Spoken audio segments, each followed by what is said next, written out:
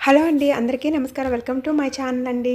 ఇవాళ నేను శ్రీమద్ భగవద్గీత షష్టమ అధ్యాయన మహత్యమును వివరించబోతున్నాను. వీడియోలోకి వెళ్ళే ముందు నాదొక రిక్వెస్ట్ అండి. నా వీడియో మీకు నచ్చినట్లయితే ఒక like and share and subscribe చేసుకోండి. పరమేశ్వరుడు ఇలా వివరిస్తున్నారు. ఓ పార్వతి, ఇక 6వ అధ్యాయం యొక్క మహత్యం బోధిస్తాను, వినుము.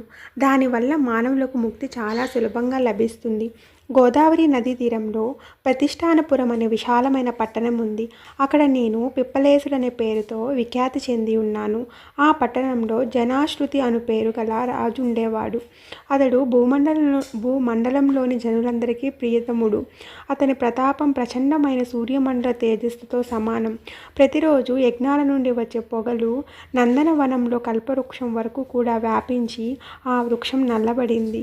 ఆ రాజు యొక్క అసాధారణ దానశీలతకు కల్పవృక్షం కూడా సిగ్గుపడేది. ఆయన చేసే యాగాలకు సంబంధించిన పురోడాశము యజ్ఞాల్లో నివేదన చేసే అప్పాలను భుజించుటకు అమితాశక్తులై దేవతలు ఆ పట్టణం విడిచి ఎక్కడకు వెళ్ళేవారు కాదు. ఆ సమయంలో ఏర్పడిన దాన జలాధార ప్రతాపరూపమైన ఆయన తేజస్సు, యజ్ఞాల నుండి వచ్చిన పొగ, ఈ మూడింటితో పరిపుష్టమైన మేఘాలు చక్కగా సమయానికి వర్షించేవి. ఆ రాజు పరిపాలన చేస్తున్నంతకాలం ఈతిబాధలకు ఉపద్రవాలకు చోటే లేదు. సర్వత్రా జనులు నీతితో ప్రవర్తించేవారు. ఆయన దిగుడు బావులు, నూతులు, చెరువులు తవ్వించి భూగర్భ నిధిని ప్రజలకు అందించేవాడు. ఒక రోజున రాజు యొక్క దాన తప యజ్ఞ పాలనాదులకు సంతుష్టులై దేవతలందరూ ఆయనకు వరాలు ప్రసాదించాలని వచ్చినారు. తెల్లని ప్రకాశవంతమైన హంసల రూపాలను ధరించి వారు ఆకాశ మార్గంలో వస్తున్నారు. ఆ హంసలు చాలా వేగంగా వస్తూ కూడా పరస్పరం సంభాషించుకుంటున్నాయి. వారిలో భాద్రశ్వం మొదలైన 2-3 హంసలు మరింత వేగంతో ముందుకు పోతున్నాయి. తమ కంటే వెనుకబడి ఉన్న హంసలు, అరే సోదరా భాద్రశ్వ, మీరు వేగంగా వెళ్ళిపోతున్నారేమిటి? ఈ మార్గము దుర్గమమయమైనది కదా, మనమంతా కలిసే వెళ్ళాలి. అదిగో మీకు కనపడటం లేదా? అక్కడే పుణ్యాత్ముడైన జానశ్రుతి మహారాజు యొక్క పవిత్ర తేజపుంజం అత్యంత స్పష్టంగా ఉన్నది. ఆ తేజస్సులో మీరు భస్మమైపోయే ప్రమాదం ఉంది. అందుచేత సావధానంగా కదలండి అని పిలిచి చెప్పాయి. ముందుకు పోవచున్నాం. భద్రాశ్వాది హంసలు వెనుకబడిపోయిన వాని వైపు చూసి అవహేళన చేస్తూ వాని మాటలు పట్టించుకోకుండా, అరే సోదరా, ఆ జానశ్రుతి మహారాజు తేజస్సు రైకుని తేజస్సు కంటే ఎక్కువేమీ కాదులే అంటూ సాగుతున్నాయి. అవి జానశ్రుతి మహారాజు భవనానికి కొంత దూరంలో ఉన్నాయి. రాజు భవనం పై అంతస్తులో ఉండి వాని మాటలను విని వెంటనే కిందికి దిగి వచ్చాడు. తన సారథికి కబురంపాడు, వెళ్ళు, ఆ మహాత్ముడు రైకుడు ఎక్కడున్నాడో జాగ్రత్తగా తెలుసుకొని సగౌరవంగా వెంటనే ఇక్కడికి తీసుకొని రా అని కొన్ని గుర్తులు చెప్పి ఆజ్ఞాపించాడు. రాజాజ్ఞను పాటించి మహుడనే పేరు గల ఆ సారథి వెంటనే నగరం నుండి బయలుదేరాడు. మార్గం తెలుసుకున్నాడు. ముందుగా పరమేశ్వరుడు విశ్వనాథునిగా కొలువున్న ముక్తిదాయి అయిన కాశీపట్టణం చేరుకున్నాడు. అక్కడి నుండి కమలాక్షుడైన శ్రీ మహావిష్ణువు సమస్త లోకాలను ఉద్ధరించుటకు గదాధారుడై విలసిల్లిన గయా చేరుకున్నాడు. ఆ క్షేత్రం శ్రీకృష్ణుని మొదటి నివాస స్థానం. మోక్షప్రదాయిని వేదశాస్త్రాల్లో గయా త్రిభువనపతి అయిన గోవిందుని అవతార స్థానంగా ప్రసిద్ధికెక్కింది. దేవతలు, బ్రహ్మర్షులు మొదలైన వారంతా ఆయన్ని సేవిస్తారు. అది చూసి మధురకు వెళ్ళాడు. మధురా నగరం యమునా నది ఒడ్డున విరాజిల్లుచున్నది. అది అర్ధచంద్రాకారంగా ఉంటుంది. అన్ని తీర్థాలకు అది తలమానికం. పరమానంద సంధాయి అయిన ఆ నగరం బహు సుందరమైనది కూడా. గోవర్ధన పర్వతం అక్కడే ఉండటం చేత ఆ నగర శోభ మరింత పెరిగింది. పవిత్ర వృక్షాలు, లతలతో నిండిన నగరం అది. అందు 12 వనాలున్నాయి.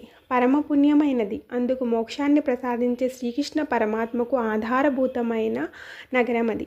అక్కడి నుండి పశ్చిమ దిశగా తిరిగి ఉత్తర దిశగా ఎంతో దూరం ప్రయాణం చేసిన తర్వాత కాశ్మీర పట్టణం కనిపించింది. అక్కడ శంఖ సదృశమైన కాంతితో గగనతలాన్ని చుంబించే భవనాలు శంకరుని అట్టహాసాన్ని తలపిస్తున్నాయి. అచటి పండితులు ఆలపించే మంత్రాలు, శాస్త్ర వాక్యాలు విని మూగవారు కూడా మాటలను పలికి దివ్యశక్తులను పొందుతున్నారు. అక్కడ నిరంతరం యజ్ఞధూమం విస్తరించడం చేత ఆకాశ మండలం మేఘవిహీనమై నలుపు వర్ణం కలిగి ఉంటున్నది. అచటి ఉపాధ్యాయుల వద్దకు వచ్చి శిష్యులు సమస్త కళలను సత్వసిద్ధంగానే నేర్చుకుంటున్నారు.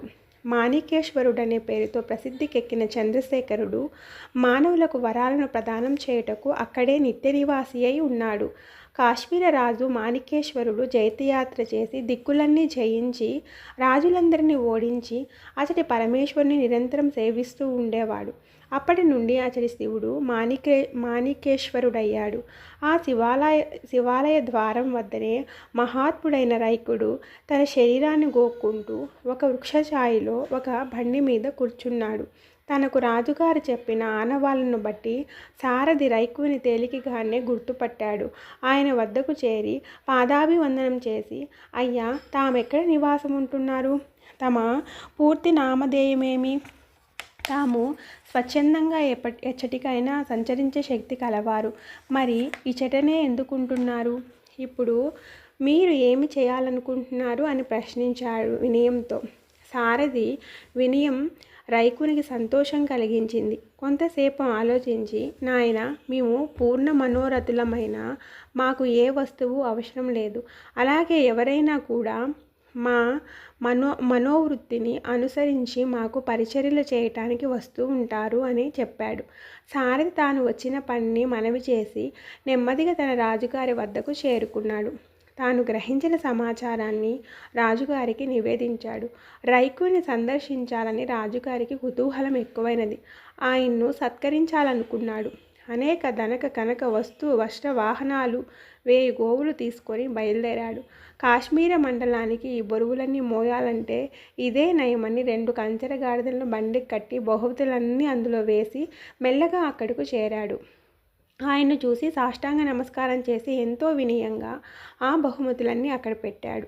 తన పాదాల మీద ఎంతో భక్తితో వాలిన జానసుతి మహారాజుపై రైకుడు మండిపడ్డాడు. ఓరి రాజా, నీవు దుష్టుడవు. ఈ సంగతి నాకు తెలియదా? ఈ కంచెర గాడిదల బండి, ఈ వస్తువులు, ఈ గోవులు, వీటన్నిటితో సహా వెంటనే నీవు ఇక్కడి నుండి వెళ్ళిపో అని హూంకరించాడు. ఇవేమీ ఆయనకు అవసరం లేవు కదా. రాజుకు అర్థం కాలేదు. భయం వేసింది. శపిస్తాడేమో ఈయన అని కంగారు పడ్డాడు. ఆయన పాదపద్మాలను మరొకసారి గట్టిగా పట్టుకొని వినయ విధేయులతో భక్తి శ్రద్ధలతో, బ్రహ్మజ్ఞ, ఓ మహాత్మా, తాము నా పట్ల ప్రసన్నత పొందండి అయ్యా. ఇంతటి మహత్యం తమకు ఎలా లభించిందో సెలవీయండి అని ప్రార్థించాడు. రైకుడు శాంతించి, రాజా, నేను ప్రతిరోజు భగవద్గీత 6వ అధ్యాయాన్ని ధ్యాన ఆత్మ సంయమయోగాన్ని జపిస్తూ ఉంటాను. అందుచేత నా తేజో రాశి దేవతలకు కూడా సహింపరానిది అన్నాడు. అనంతరం బుద్ధిశాలి అయిన జానశ్రుతి మహారాజు రైకుని వల్లనే దానయోగాన్ని అభ్యాసం చేశాడు. అందువల్ల అతనికి మోక్షం కూడా లభించింది. రైకుడు మాణికేశ్వరుని సన్నిధి విడువక మోక్షదాయకమైన భగవద్గీత ఆత్మ సంయమ యోగమును 6వ అధ్యాయాన్ని జపిస్తూ పరమానందం పొందసాగాడు. హంసరూపధారులై వరాలను ప్రసాదించడానికి వచ్చిన దేవతలందరూ ఈ సంఘటన చూసి విస్మృతులై స్వర్గలోకానికి కదిలిపోయారు. ఎవరు సర్వదా భగవద్గీతలోని ఈ అధ్యాయాన్ని నియమపూర్వకంగా జపిస్తూ ఉంటారో అతడు తప్పక విష్ణు స్వరూపాన్ని పొందుతాడు. ఇందులో ఇసుమంత సందేహం కూడా లేదు. ఇది భగవద్గీత 6వ అధ్యాయ మహత్యము. దీన్ని విష్ణుమూర్తి లక్ష్మీదేవికిని, పరమశివుడు పార్వతీదేవికిని వివరించారు. Thank you so much for watching.